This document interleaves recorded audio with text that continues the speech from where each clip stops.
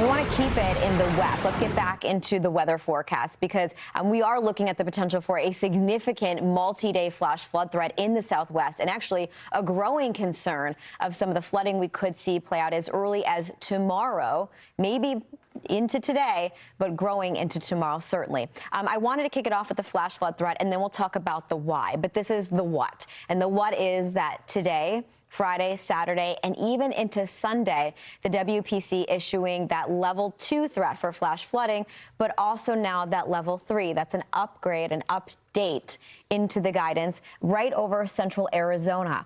We also have some flood watches that I'll show you, but growing concern for a long duration potential of some very heavy rain chances. And this is why, because of what we've been watching out of the Eastern Pacific.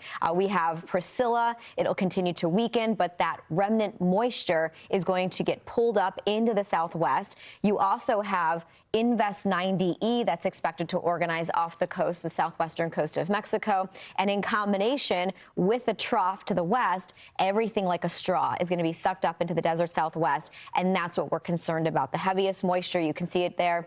Britta, I'll go ahead and bring you in. Watching the potential for some intense moisture well above average. Yeah. We're talking about a couple of months worth of rain all within a couple of days. Yeah, you know, one would hope that you could slow it down so you could benefit from it, but that's very hard to come by in the southwest. Even if we were talking about 1 to 2 inches of rain for Flagstaff versus 3 to 5, even that would be a concern, because on average for the month of October, even a wetter spot, so to speak, for Flagstaff, still on average gets 1.5 inches. So when you're talking about, you know, 3 times more what you would typically get for a month happening in a matter of days, there's no way of getting in and out of this scenario without flooding. I agree. I think, and you know, I was looking at a couple of the different discussions between Flagstaff and then down towards Phoenix. And one of the things Flagstaff talked about was, given the duration, concern for the washes, the creeks, the rivers, a real possibility of the larger waterways taking on all of this water and expanding. It is important to note, if you're not familiar with the area, let's say you guys had some fall travel plans. This is a popular place to go travel. There are traditionally dry areas that are actually made to take on flood water.